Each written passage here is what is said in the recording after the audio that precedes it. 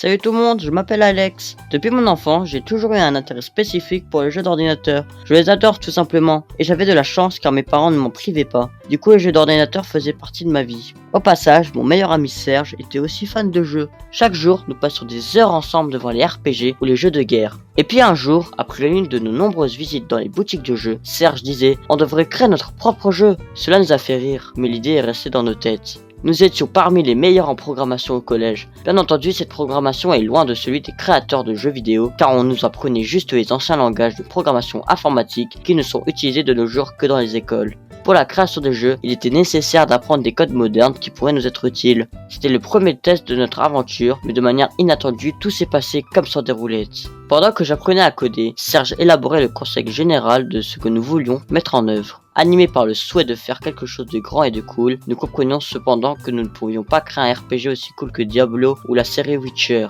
Mais faire quelque chose dans le style des années 80 n'était pas non plus une variante. Dans le même temps, nous voulions nous concentrer sur les jeux de quête et non de combat. Dans ses recherches sur Steam, Serge est tombé une fois sur des jeux dans un style de courte visuel. Après avoir lu quelques-uns, il a apprécié les histoires intéressantes et nous avons ainsi discuté de l'idée et décidé de commencer. Il faut dire que le genre choisi était assez abordable pour les débutants en programmation. Cependant, comme dans tout jeu, le nôtre devrait avoir des graphismes décents ou du moins quelque chose d'agréable à l'œil. C'est dans ce contexte que nous avons commencé à chercher un artiste. Il s'avérait qu'il y avait beaucoup d'équipes intéressées par la création de jeux. Ainsi, nous avions des gens qui, juste par intérêt, étaient prêts à aider les autres avec leurs projets. Ce qui nous arrangeait car nous n'avions pas assez d'argent pour tout payer dans les moindres détails. C'est comme cela que nous fîmes la connaissance d'Anne, une fille gentille qui a accepté de s'occuper du design graphique de notre projet. Ainsi, nous avions l'équipe au complet et le travail commença. Serge s'occupait essentiellement du scénario, même si certains rebondissements étaient le fruit de nos réflexions communes. Après avoir étudié les personnages, Anne s'est mise à travailler sur les arrière-plans.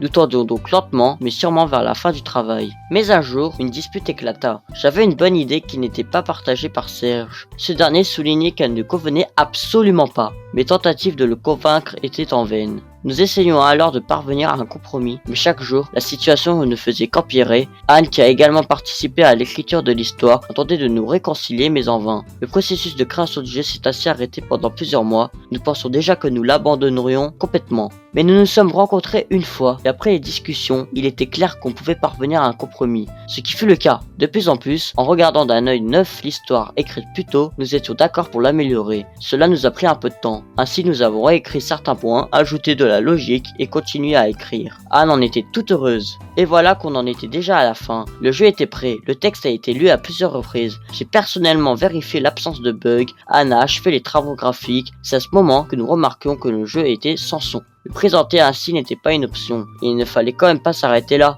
C'est ainsi que nous lancions à la recherche d'un compositeur. Cela a été plus difficile car nous n'avions pas beaucoup d'argent pour embaucher une personne célèbre. Nous étions donc obligés de trouver quelqu'un qui pourrait nous composer la musique pour un montant purement symbolique. Ce n'était pas du tout facile. En fin de compte, nous avons décidé tous les trois de se cotiser et commander 2 morceaux à un professionnel. Le montant rassemblé n'était pas suffisant, mais au moins, une musique de fond est apparue dans le jeu. Nous avons par la suite adressé une demande au magasin de jeux Steam, elle fut examinée pendant environ un mois, puis le jeu est apparu sur le site en accès gratuit. C'est tout simplement génial! Nous nous imaginions comment les gens se précipiteraient pour l'acheter, mais le jour passait et il n'y avait presque pas de téléchargement. En un mois seulement, 7 personnes ont vu le jeu et une d'entre elles a laissé une critique.